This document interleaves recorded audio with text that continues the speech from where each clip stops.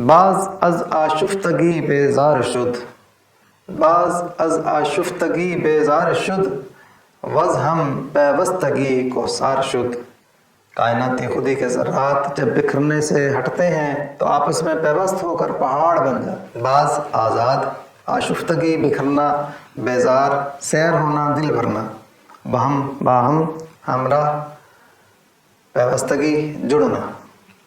کائناتی خودی کے ذرات اگر بکھرنے لگیں تو صحرا بنتے ہیں، اور اگر یہی ذرات سمٹنے لگیں تو کوہ ہمالیہ اور ماؤنٹ ایوریسٹ جیسے پہاڑوں کا روپ دھار لیتے ہیں۔ دراصل یہ وہ خدائی ذرات ہیں کہ جن سے نت نئے ایٹم پیدا ہو کر اپنے کاموں میں لگ جاتے ہیں اور خالق کی منشا کی برآوری کرنے میں مشغول رہتے ہیں۔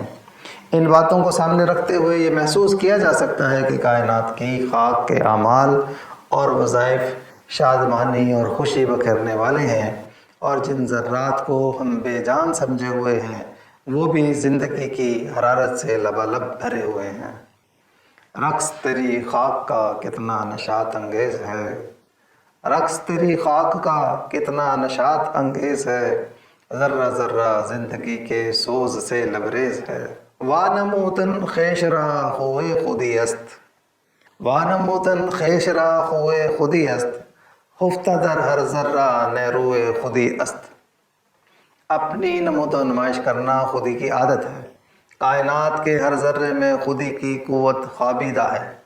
وہاں کھولنا، نمودن آشکار کرنا، خیش خود کو، خوب عادت، خفتہ پوشیدہ مخفی نہاں، نیرو طاقت زور توانائی۔ کائنات کے ذرے ذرے میں خودی کی قوت پنہاں ہے، اور یہی طاقت کسی ذرے کو چین سے بیٹھنے نہیں دیتی۔ یہ قوت اپنا اظہار اور نمود کیے بغیر نہیں رہ سکتی۔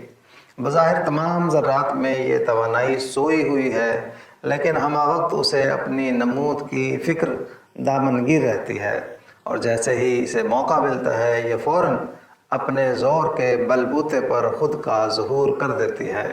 کائنات کے کل جمادات، تمام نباتات، سب حیوانات اور جملہ انسان اپنی وسعت پذیری کے عمل سے کبھی بھی غافل نہیں رہتے۔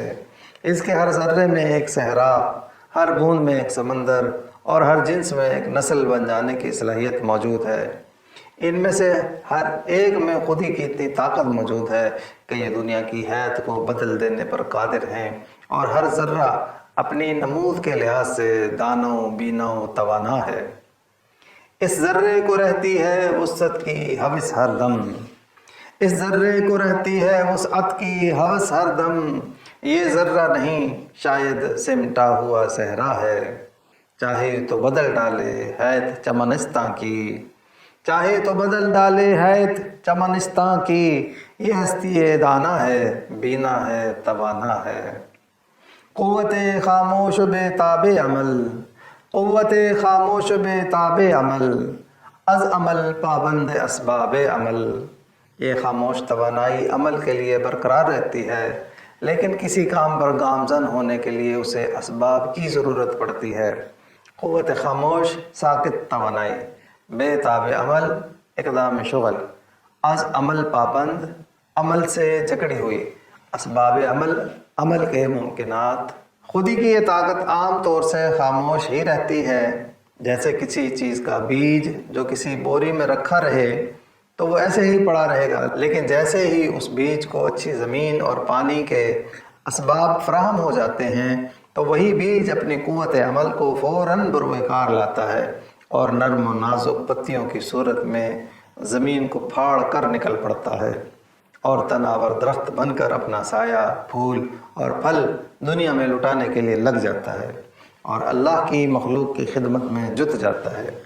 اس مثال سے یہ ظاہر ہوا کہ خودی کی توانائی ویسے تو ہر ذرے اور جسم میں موجود ہوتی ہے، مگر اسے اپنی قوت کے اظہار کے لیے سازگار ماحول اور کچھ اسباب درکار ہوتے ہیں، جن میں رہ کر خودی کی قوت نمو اپنا کردار ادا کر کے اپنے خالق کے مقاصد کو پورا کرتی ہے۔ اور اگر اس بے تاب خاموش طاقت کو سازگار ماحول کا فقدان ہو یا اسباب کی کمی کا سامنا ہو تو اس کی قوت نمو بھرپور انداز سے پنپ نہیں پاتی، جس کی وجہ سے یہ طاقت اپنا مکمل اظہار اور کامل فیضان بہم پہنچانے سے قاصر رہتی ہے۔ چوں حیات عالم از زور خودی است، چوں حیات عالم از زور خودی است، پس بقدر استوار زندگی است۔ جیسے کائنات کی زندگانی اس کی خودی کے زور پر قائم ہے، ایسے ہی زندگی بھی اتنی ہی مستحکم ہے جتنی اس کی خودی استوار ہو جائے۔ چوں جیسے حیات عالم کائنات کی زندگی بقدر اتنی ہی استواری، محکم، استحکام۔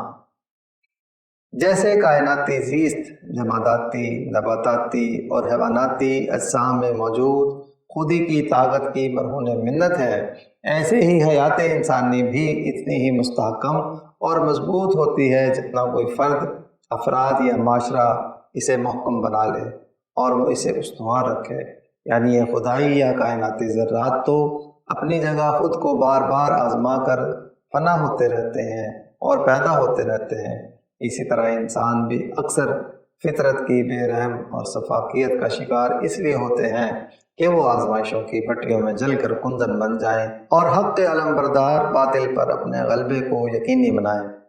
مسلمان کو اپنی زندگی مستحکم بنانا دوسری اقوام کی نسبت زیادہ مشکل ہے۔ اس کی وجہ یہ ہے کہ مسلمان اپنی خودی کھو چکا ہے اور برگساں اور ہیگل کا زناری بن چکا ہے۔ اب اس کے لیے اپنا تشخص حاصل کرنا اور اپنی خودی کو دوبارہ پا کر خود کو لازمانی کرنا آسان کام نہیں ہے۔ ہاں البتہ اگر مسلمان بنی آدم کو ایک ایسا دستور حیات دے دیں جس سے آدمیت کو ثبات و سکون مل جائے تو امت مسلمہ اپنی خودی کی طاقت کو حاصل کرنے میں کامیاب ہو سکتی ہے، بصورت دیگر ذلت و رسوائی اس کے گلے میں پڑی رہے گی اور اس کے اپنے وجود پر بھی ایک تلوار لٹکتی رہے گی۔ تو اپنی خودی اگر نہ کھوتا، تو اپنی خودی اگر نہ کھوتا، زناری برگساں نہ ہوتا۔ ہیگل کا صدف گوہر سے خالی، ہیگل کا صدف گوہر سے خالی ہے، اس کا طلسم سب خیالی۔ محکم کیسے ہو زندگانی، محکم کیسے ہو زندگانی، کس طرح خودی ہو لازمانی۔